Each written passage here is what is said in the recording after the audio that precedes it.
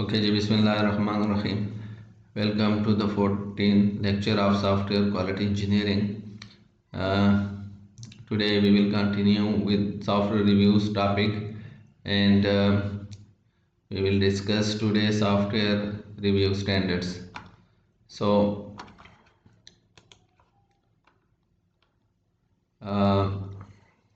Last time हमने देखा था कि हमारे पास रिव्यूज़ क्या होते हैं और रिव्यूज़ की क्या टाइप्स हैं और इसके क्या एडवांटेजेस डिसएडवांटेजेस हैं।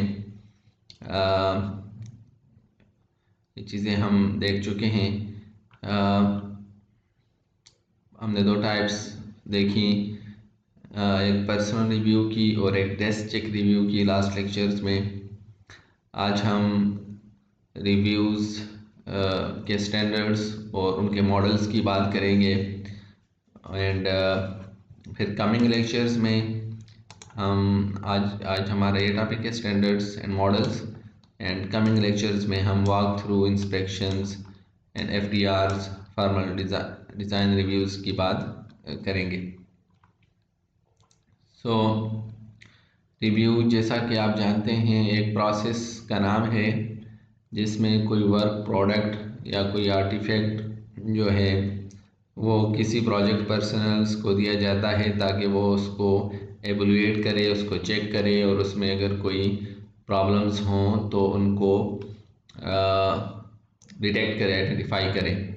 और उसका सबसे बड़ा एडवांटेज हमें क्या मिल रहा है रिव्यू का, कि इसके through early detection of fault possible है, कि हम अर्ली डिटेक्शन कर सकते हैं। और ये हमने देखा है कि जितना अर्ली हम किसी डिटेक्ट को सॉफ्टवेयर डेवलपमेंट में डिटेक्ट करते हैं उतना ही हमारे लिए वो लेस कॉस्टली होता है। ठीक है, और चूँकि कास्ट एक इम्पॉर्टेंट फैक्टर है सॉफ्टवेयर डेवलपमेंट का, इसलिए इसको कंट्रोल करना, इसको एड्रेस करना हमारे लिए ज़रूरी होता है।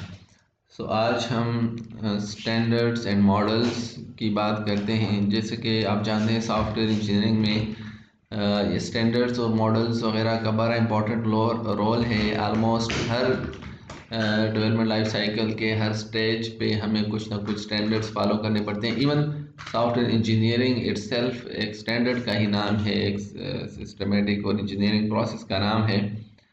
सो फिर हमारे पास डिफरेंट मॉडल्स होते हैं या डिफरेंट हमारे पास ऑर्गेनाइजेशन है जो बेसिकली एक क्वालिटी एश्योरेंस का काम करती है, एक ऑडिटर का काम करती है और डेवलपमेंट के प्रोसेस को चेक करती है कि आया ये according to some rules regulation या सम स्टैंडर्ड्स हैं या कि नहीं।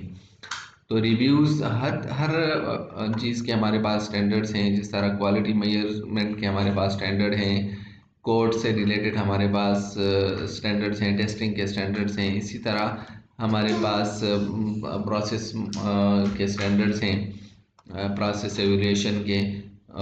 तो रिव्यूज़ जो प्रोसेस है इसके भी हमारे पास स्टैंडर्ड्स हैं, और वो 3 किस्म के हमारे पास स्टैंडर्ड्स हैं। और ये स्टैंडर्ड्स बेसिकली करते क्या हैं, ये लिस्ट करते हैं requirement and procedure for software reviews के। सॉफ्टवेयर रिव्यूज़ किस प्रोसीजर के थ्रू होना है और उसके लिए क्या रिक्वायरमेंट्स हैं उनकी लिस्टिंग होती है। इसको स्टैंडर्ड्स, ये रिक्वायरमेंट्स और प्रोसीजर डिफाइन करते हैं। तो 3 स्टैंडर्ड्स फॉर रिव्यू जो हैं ये ISO IEC 20246 स्टैंडर्ड है, फर्स्ट वन। दूसरा है CMMI मॉडल, इसका स्टैंडर्ड है। Third one is IEEE standard है, ये इनके नंबर्स हैं 1028 एंड सो ऑन। सो ये स्टैंडर्ड्स इनको देखते हैं कि ये क्या कहते हैं। ISO या IEC 20246 software and system engineering for work product review standard क्या कहता है, the purpose of ISO 20246 work product review is, इसका पर्पस यहाँ पे डिस्क्राइब है, to provide an international standard that define work product review such as inspection, reviews and walkthroughs that can be used at any stage of the software and system life cycle. Means कि ये और एक standard है जो बताता है कि आपका इंस्पेक्शन, रिव्यू या वॉक थ्रू का प्रोसेस कैसे होगा, एक और प्रोडक्ट पे कैसे अप्लाई करेंगे। और स्टैंडर्ड का इन जनरल हमारे पास क्या एडवांटेज होता है कि चीज़ डिफाइंड हो जाती है। ठीक है कि मीन्स एक इंटरनेशनल चीज़ बन जाती है और ऑर्गेनाइजेशंस को इजी रहता है जब वो स्टैंडर्ड्स पे काम कर रहे होते हैं। Okay, so ISO standard can be used to review any system or software work product. तो ये रिव्यू बेसिकली दोनों किस्म के वर्क प्रोडक्ट के लिए है, सिस्टम के लिए भी और सॉफ्टवेयर के लिए भी। सिस्टम ब्रॉडर सेंस में है, मीन इसमें तो हमारे पास सॉफ्टवेयर भी होता है, IT स्ट्रक्चर भी होता है, ह्यूमन रिसोर्सेज भी होते हैं एंड सो ऑन। ठीक है, सो एक ब्रॉडर कंसेप्ट में। And this ISO standards define a generic process for work product review that can be configured based on the purpose of the review and constraints of the reviewing organization. और इसको जो है, ये जो एक general process ये बताता है जिसको आप कॉन्फ़िगर कर सकते हैं, मीन्स कस्टमाइज कर सकते हैं अकॉर्डिंग टू द रिव्यू और according to the reviewer organization. The intent is to describe a generic process that can be applied both efficiently and effectively by an organization of any work product। इसका purpose क्या है कि describe करे एक generic process को जो effectively और efficiently apply हो जाए ऑर्गेनाइजेशन में। The main objective of the review are to detect issues, to evaluate alternatives, and to improve organizational and personal processes and to improve work product. तो ये objective तो almost वही हैं जो रिव्यू प्रोसेस के ओवरऑल होते हैं। इश्यूज़ को डिटेक्ट करना, अल्टरनेटिव्स को इवैल्यूएट करना, ऑर्गेनाइजेशनल और पर्सनल प्रोसेसेस को इम्प्रूव करना और वर्क प्रोडक्ट को इम्प्रूव करना। When applied early in the life cycle, review are typically shown to reduce the amount of unnecessary rework on a project।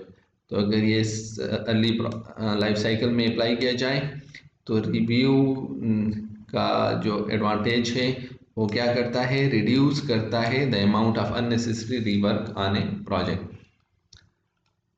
एक वर्क प्रोडक्ट क्या चीज़ है, artifact produced by a process. Work product क्या है, ये synonym terms हैं, ये आपने याद रखते हैं। हम इसको वर्क प्रोडक्ट भी कहते हैं, हम इसको आर्टिफैक्ट भी कहते हैं, हम इसको डॉक्यूमेंट्स भी कहते हैं, डिलीवरेबल भी कहते हैं।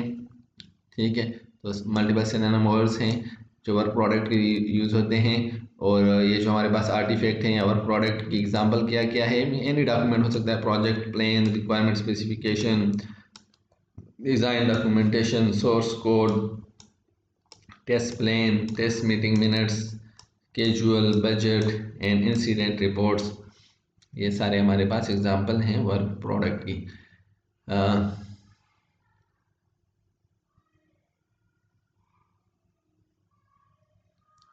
एक बेसलाइन की भी डेफिनेशन यहाँ पे गिवन है कि a subset of the work product will be baseline to be use as the basis for further work and some will form the set of project deliverable. कि इन वर्क प्रोडक्ट के किसी subset से हम एक baseline बनाते हैं। एक baseline वो पॉइंट होता है जो एक स्टेबल वर्जन हमारे पास किसी भी डॉक्यूमेंट का या कॉन्फ़िगरेशन का होता है और उससे ऑनवर्ड फर्दर काम जो है वो स्टार्ट किया जा सकता है, वो चीज़ बेसलाइन कहलाती है। Then the second model is CMMI model.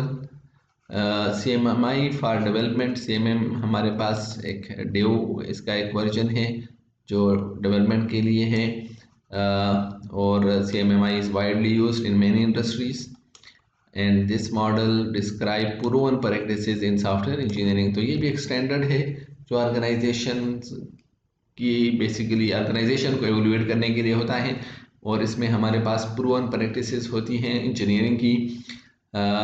In this model a part of verification process area is devoted to.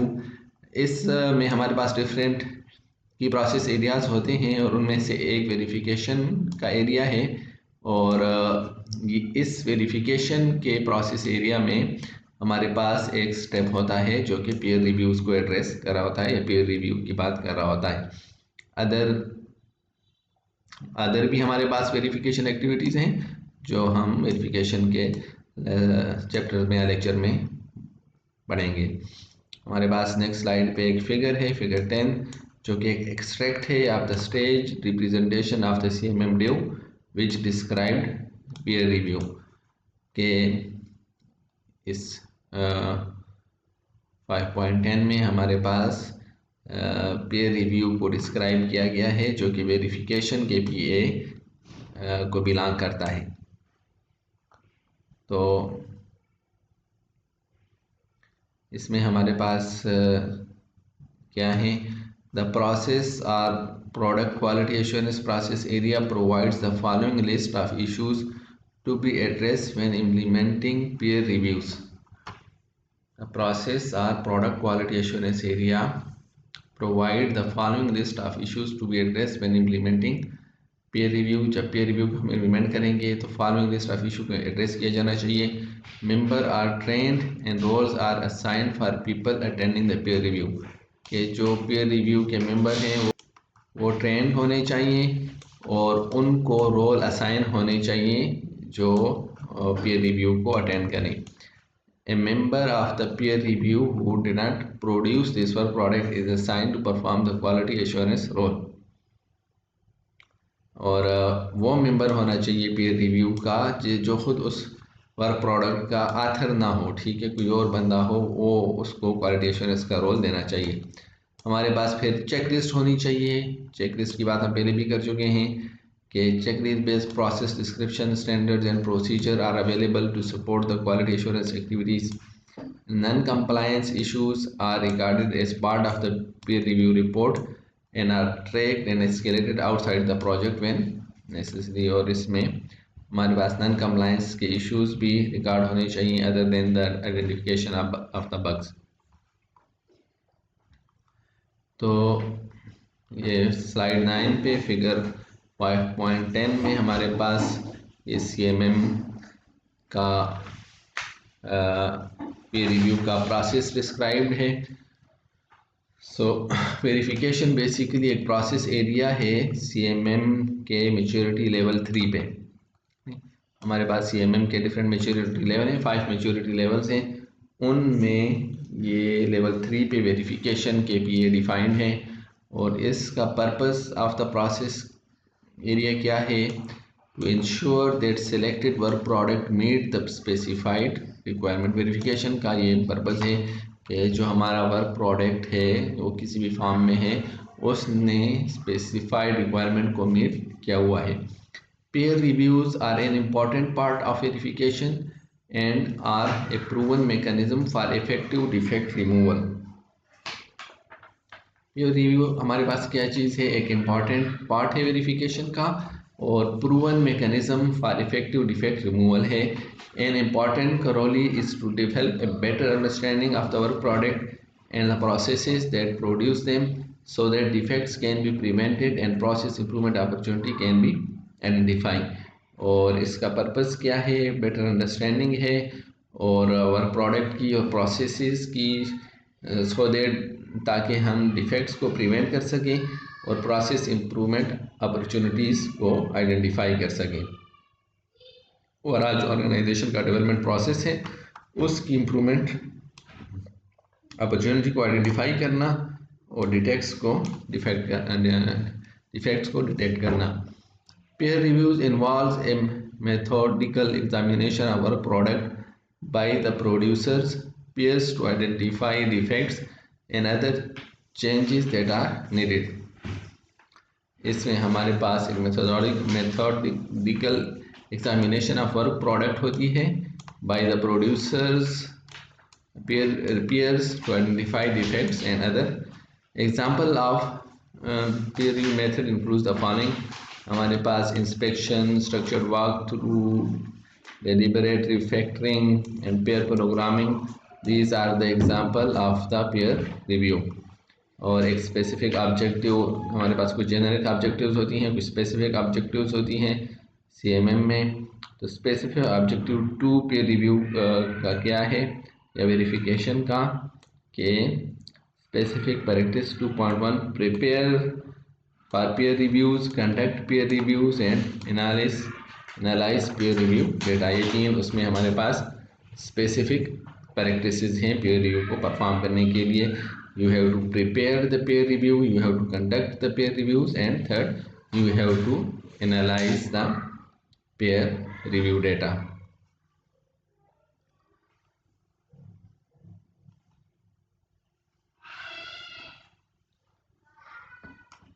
Okay, जो हमारे पास तीसरा स्टैंडर्ड है that is IEEE standard.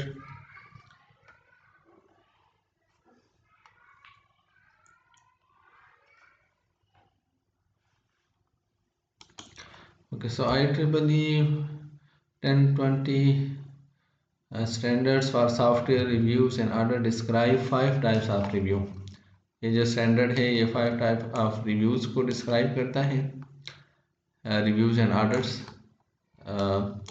And the procedure required for the completion of each type of review. और न सिर्फ ये कि उनको डिस्क्राइब करता है बल्कि उनके प्रोसीजर को भी डिफ़ाइन करता है, उनकी प्रोसीजर जो कि रिक्वायर्ड है completion of each type of review and order.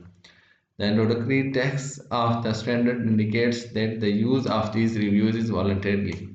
इस रिव्यूज़ में, इस स्टैंडर्ड में रिव्यूज़ को एक वॉलंटरली एक्टिविटी डिस्क्राइब किया गया है। इसका मतलब है कि इस स्टैंडर्ड का यूज जो है it's not mandatory it case but it can be imposed by client contractually. Mandatory तो नहीं है लेकिन कोई क्लाइंट अगर कंट्रेक्चुअली इसको इम्पोज करना चाहे तो कर सकता है। And the purpose of this review is to define reviews and systematic orders for acquisition, supply, development, operation and maintenance of software।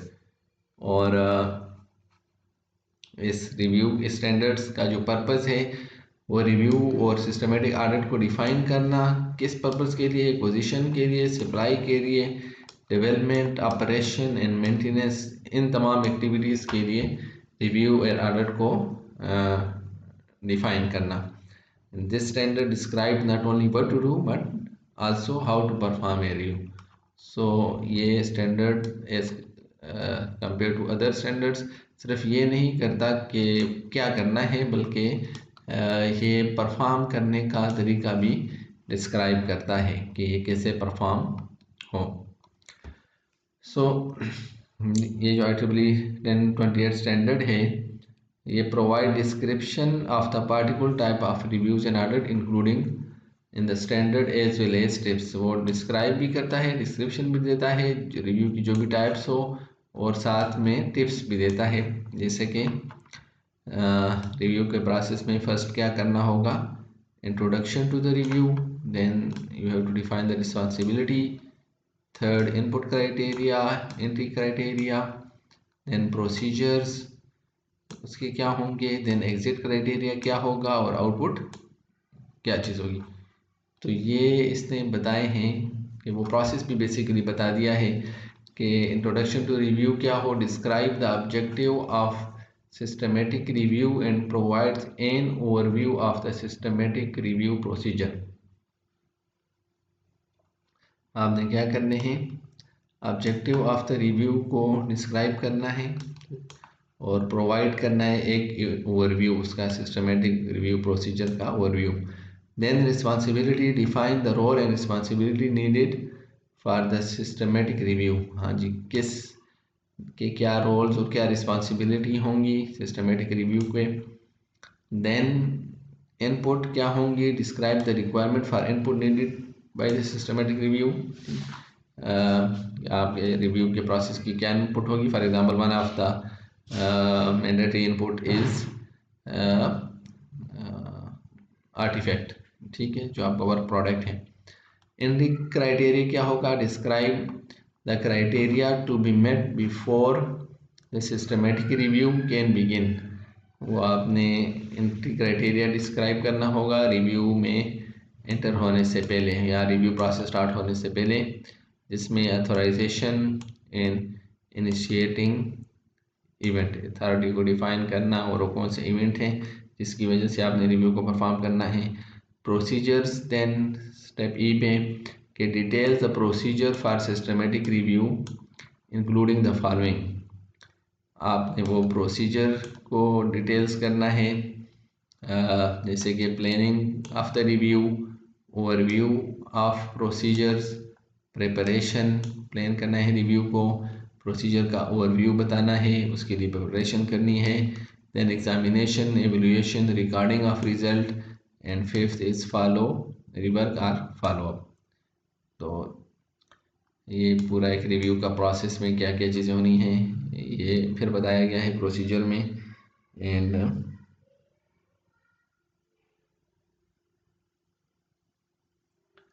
then exit criteria, describe the criteria to be met before systematic review can be considered completed।